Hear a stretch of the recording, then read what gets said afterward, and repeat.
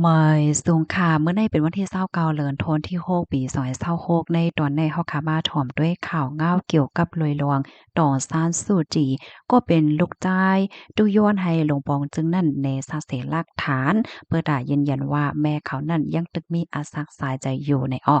เมื่อวันที่28เดือนธันวาคมปี2026ใน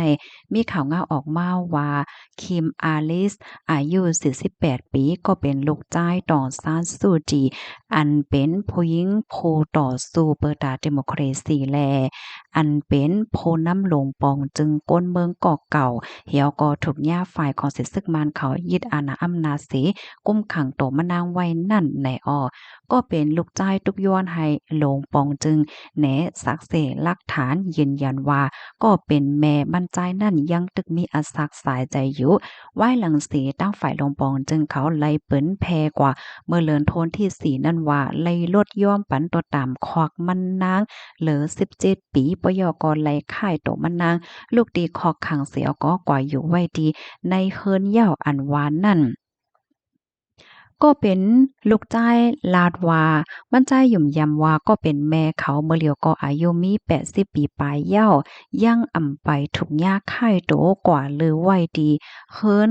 ย้อนก็เปอสังหลาเนี่ยย้อนว่ามันอ่ำไปมีสักเสหลักฐานมันก็เปิ้นนั้นแลวนว่าก็เป็นแม่แน่ยังตึกถูกยากกุมขังอยู่ที่ในขอกขังที่ในเวงหลงเนปีต่อว่าเฮ็ดจังได๋ค่ะอ้อ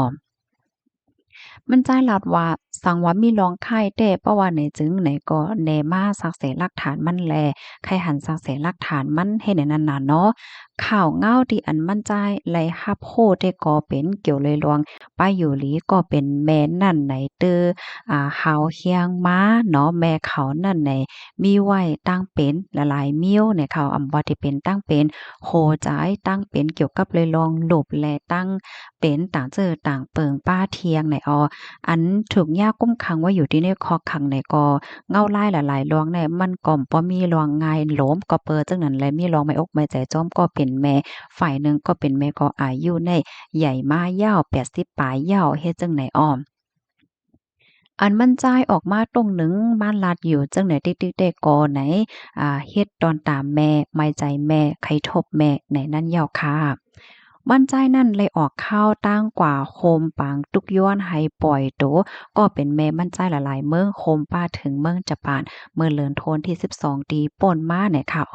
ยอก็เลยตุกย้อนให้หลวงปองจึงละลายเมืองเนี่ยสืบมิบอี้ให้ตั้งฝ่ายหลวงปองจึงเมืองคมตมนั่นไหน ป่วยปันโตตองซานซูจิ10กว่าวันไหนคะตองซานซูจิได้เป็นเจ้าของสู้รางวัลโนเบลฝ่ายรองงำเย็นเมื่อปี1991ค่ะมานางถูกญาติยอบกุมโตเจมเมอร์ตั้งฝ่ายของสิตับซึกเขายึดอาณาอำนาจวานเมืองเมื่อปี2021นั่นในมันใจไอ้นั่นก็เป็นลูกจ้ายเนาะและที่ต่อกับสืบเลยโฮกขาวก็เป็นแม่กำเนิดสุดในกอและหับเพิ่นเล็กเนาะเมื่อ2 ปีตีป่นมันอันเฮ็ดไหนเมื่อพ้องตีต่อซ่านสู้จีเนาะถูกญาติยอบกุมโตอยู่นั่นไหนมันใจก็เลยอยู่จ้อมก็เป็นปอในลมลาโดยถึงน่ะเนาะปอเขาได้ก็เป็นโพค้นคว้าฝ่ายโพโรงเรียนผู้เรียนเพียนเจ้าอิงเกฤษนะคะต่อซ่านสู้จีได้ถึงญาติยอบกุมโตหลายปอกหลายกำค่ะเนาะ เมื่อพ้องปีหนึ่งแห่งเก้าปาก89ต่อถึงปี2แห่ง10เนี่ยค่ะก็เข้าตั้งหึงก็มอก15ปีเนี่ยค่ะเนาะเข้ายามสืบมาเมื่อปี2016นั่นไหนมานางเนี่ยก็ไล่ขึ้นเป็นโพนนำหลวงปองจึงก้นเมืองไหว้หลังเสปาตีนกยุงอ่องเป้ปังเลิกตังไว้กะว่าข้าวตั้ง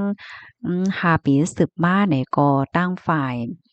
หลวงปองจึงมานั่งในขนอดถุงยาฝ่ายขอสิตับซึกเขาเนี่ยก็เขายึดอาณาอำนาจวันเมืองสีปันตั้งพิษและเอาติงยอปะนางกุมขังโตมาต่อถึงวันเหมือนในข้อมูลต้นในคาลิปรีมาที่ห้องการข่าวมาติชนต่างไว้ค่ะพี่น้องเฮาค่ะหันเถินจึงหือพองค่ะข่าวเงาเกี่ยวกับเลยลองในมังเจอก็ว่ามื้อเหลียวอายุก็80ปลายอะป้าอยู่ลีเป็นหือกอมโคตรเนาะว่าสังว่าเฮ็ดจังไหนในนั้นน่ะเนาะบ่มีรองคืบหน้าจังหือก็เดี๋ยวมาสืบเพิ่นแผ่ปันพี่น้องค่ะกว่าเที่ยงกำในเฮาค่ะมาถ่อมด้วยข่าวเงาเที่ยงตอนหนึ่งค่ะข่าวเงาที่ในเมืองใต้เนี่ยค่ะเนาะในก็ตั้งฝ่ายรับซึกจึงใต้ติ้งยอบไหลโพอันโลหลาเยาเฮ็ดดีนางยิงอ่อนอายุ14ปี มื้อวันที่25เดือนธันวาคมที่6ปี2026นั้นมีข่าวงาออกมาว่าอยู่ที่ภูมิพลพรฝ่ายห่มโลมในโครงการโอ้เปิงจะเว้งหมาย19ไล่จัดสายซึกฝ่ายห่มลมเสเข้าจอบกดทัดติ้งยอบไล่โพจ่ายอันกั้นจันหลูหลายอ่อนยิ่งเซียนอายุ14แลแหมติในสวนกวยขิมหวานนำโคน้อยกลางหมอจะเว้งหมาย19สี่ป้อนั่นว่าจังไหน ลงตั้งเปิงเป็นบ้านในเตกอเมื่อวันที่14เดือนธันวาคมปี2026เข้ายามกลางวัน12โมงนั้นจ่าย3อายุ23ปีก้นวานลอยแก้งจามเผิกจะเว้นสีปอในบ้าห้องโจเอานางจามหอมน้องยิงแขนต้องมั่นใจว่าเดกว่าหาปันล้านขาดตาเตเปิดล้านในเสียวกอเผิกเพียวกว่าดีสวนกวยคิมหวานนำโคน้อยนั่นจ่ายจามกันจันโลหลายนางจามหอมเย้าเขียม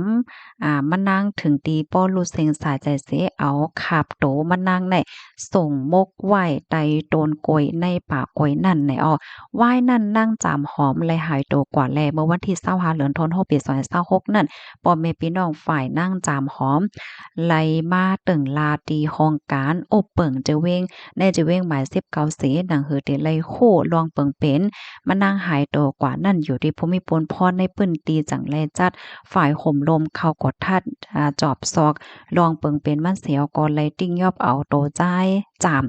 อันดีทางเทิมนั่นมากกดทัดแจถามกว่าในอยู่ดีจ่ายจามไลยืนยันลัดว่ามันจ่ายในไลกันจันโลหลายนั่งจามหอมเหี่ยวย้อนโกนั่งจามหอมในเมื่อตึงลาตีอูแม่พี่น้องมานั่งแลมันจ่ายไลไลมีเตเรียกว่าที่คอนั่นน่ะเนาะนางจำหอมเสียก็เอาเตาแปลงอันเหลวไว้นั่นค่ะเฮ็ดใส่ดีเฮ็ดใส่เที่ยงมานั่งถึงติป้อรูดเซ็งสายใจกว่าเฮ็ดไหนไว้นั่นจ่ายจำเนี่ยก็กว่าแหนอองตีอันมันจ่ายซึ่งโตนางจำหอมไว้นั่นสิอยู่ดีภูมิพลพรเขาเลยกว่ากดทัดด้วยหิมขับโตนางจำหอมนั่นเลยหันป้าอ่า